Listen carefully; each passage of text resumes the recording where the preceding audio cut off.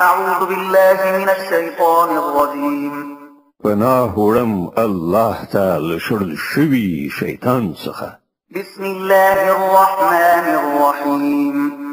د الله په نوم چې ډېر زیات مهربان پوره رحم لرونکی دی. ذلكم وأن الله موهن كيد الكافرين.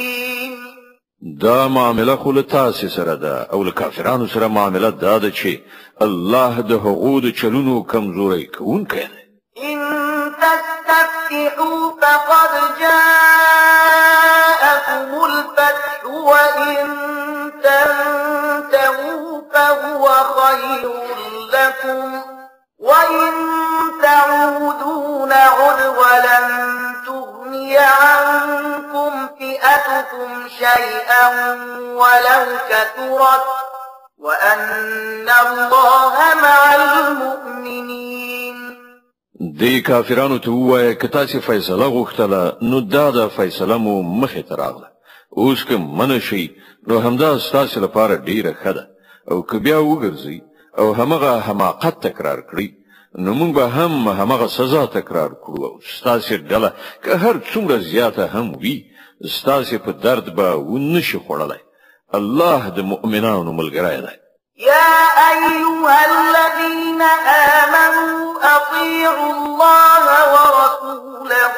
ولا تولوا عنه وأنتم تسمعون. ای مؤمنان د الله او د هغه د پیغمبر اطاعت وکړئ او د حکم له اورېدو نه وروسته له هغه څخه غاړه مه غړوئ. ولا تكونوا كالذين قالوا سمعنا وهم لا يسمعون. د هغو خلکو په شان مه کېږئ چې هغو وویل چې موږ واورېدل په داسې حال کې چې هغوی نه اوري. إن شر الدواب عند الله الصم البكم الذين لا يعقلون. په یقیني توګه د خدای په نزد د ساکخانو ډیره بده نوعه هغه کاڼه ګونګیان خلک دي چې له پوهې نه کار نه اخلي. ولو علم الله فيهم خيرا لأسمعهم ولو أسمعهم لتولوا وهم معرضون. که الله دا ګڼلی وای چې په دوی کې یو څه ښهتوب هم شته نو ارومرو به دوی ته د اورېدو وس ورکړی خو له ښهتوب نه پرته که دوی اورولي وای نو په بې اعتنایي سره یې ورڅخه مخ اړه. يا أيها الذين آمنوا استجيبوا لله وللرسول إذا دعاكم لما يحييكم واعلموا أن الله يحول بين المرء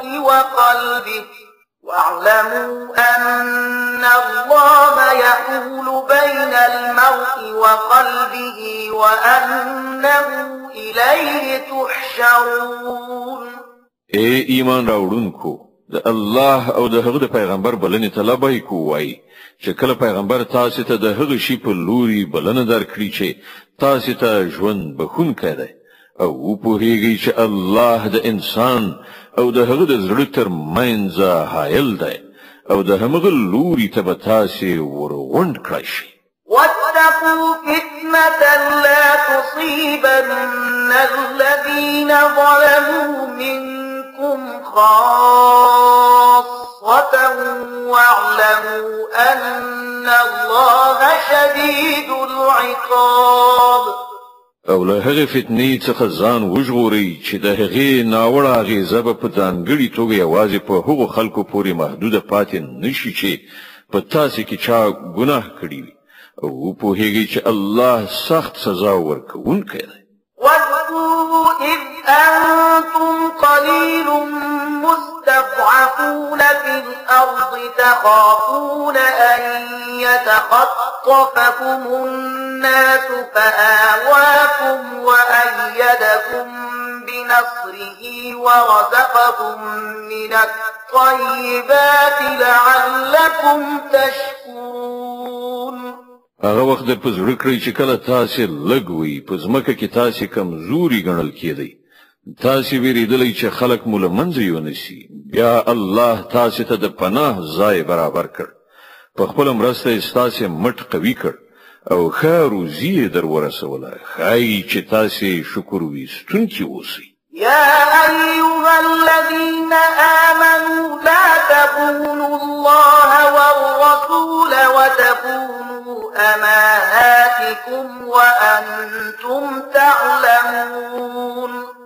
اے مؤمنانو لو پوهه او ادراک سره الله او د هغه پیغمبر سره خیانت مکوئ په خپل امانتونو کې ټګي مکوئ واعلموا أنما أموالكم وأولادكم فتنة وأن الله عنده أجر عظيم او په هیږي چې ستاسو مالونه او ستاسو اولادونه په حقیقت کې د ازمویښت وسایل دي او له الله سره د اجر ورکولو لپاره ډیر څه دي يا أيها الذين آمنوا إن تتقوا الله يجعل لكم فرقانا ويكفر عنكم سيئاتكم ويغفر لكم والله ذو الفضل العظيم اے مؤمنانو که تاسو له خدای وویریږئ نو الله به تاسو ته محک یعنی فرقان در په برخه کړي چې په هغه سره د حق او باطل ترمنځ توپیر وکړي او ستاسو به دی به درڅخه ایست کړي او ستاسو قصور به درو بخي الله لوی فضل کوونکی دی وَإِذْ يَمْكُرُ بِكَ الَّذِينَ كَفَرُوا لِيُثْبِتُوكَ أَوْ يَقْتُلُوكَ أَوْ يُخْرِجُوكَ وَيَمْكُرُونَ وَيَمْكُرُ اللَّهُ وَاللَّهُ خَيْرُ الْمَاكِرِينَ هغه وخت هم د یادونې وړ دی چې د حق منکرانو ستا په خلاف د سیسي جوړولې چې تا بندي کړي یا دی ووژني یا د وطن وشړي وی خپل تدبیرونه په کار اچول او الله خپل تدبیر کاو او الله تر ټولو ډیر ښه تدبیر کوونکی دی وَإِذَا تُتْلَى عَلَيْهِمْ آيَاتُنَا قَالُوا قَدْ سَمِعْنَا لَوْ نَشَاءُ لَقُلْنَا مِثْلَ هَذَا إِنْ هَذَا إِلَّا أَسَاطِيرُ الْأَوَّلِينَ کله چې هغوی ته زموږ آیاتونه اورول کېدل نو ویلې چې هو واموریدل کوم غواړو نو دغه راز خبرې مونږ هم جوړولای شو دا خو همغه زړې افسانې دي چې له پخوانیو خلکو څخه راپاتې وَإِذْ قَالُوا اللَّهُمَّ إِن كَانَ هَذَا هُوَ الْحَقَّ مِنْ عِندِكَ فَأَمْطِرْ عَلَيْنَا حِجَارَةً مِنَ السَّمَاءِ أَوْ ائْتِنَا بِعَذَابٍ أَلِيمٍ او هغه خبره هم د یادونه وړ ده چې هغوی ویلیو خدایا کدا پر اختیار سره حق دی او ستالو لوري دی نو پر مونږ باندې الاسمانه تیږي وروه یا را باندې کوم دردناک عذاب راوړه وما كان الله ليعذبهم وأنت فيهم وما كان الله معذبهم وهم يستغفرون په هغه وخت کې خو الله په هغوی باندې د عذاب نازلونکی نو تر څو پورې چې ته د هغو په منځ کې موجود وي او نه د الله د عادت دی چې خلک بخنه غوښتونکي وي او هغه ورته سزا ورکړي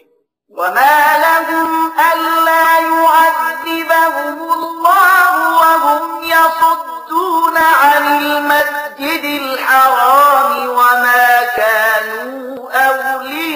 أولياءه إن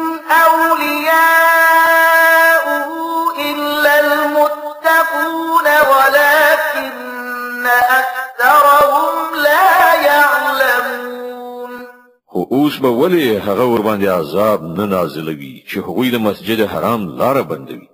په داسې حال کې چې هغوی د دې مسجد مشروع متولیان نه دي